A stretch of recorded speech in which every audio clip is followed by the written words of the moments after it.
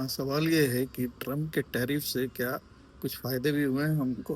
हाँ, हुए हैं। देखो, हमारे ट्रेड को एक डाइवर्सिफिकेशन का एक स्कोप मिला है।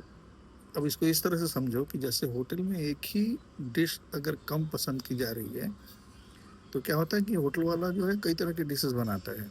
उसी तरह व्यापार में भी कई कई कई चीजें तो होती हैं जिसको हम बाहर भेजते हैं, एक्सपोर्ट करते हैं, इंपोर्ट करते हैं।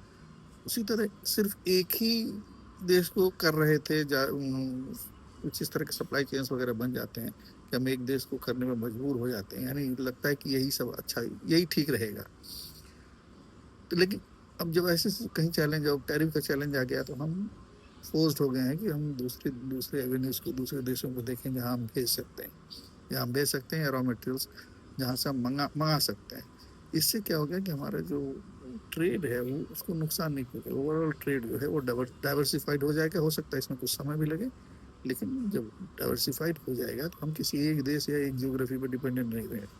ये उस तरह है ना कि जैसे मछुआरा देखना कई जाल फेंकता है पानी में।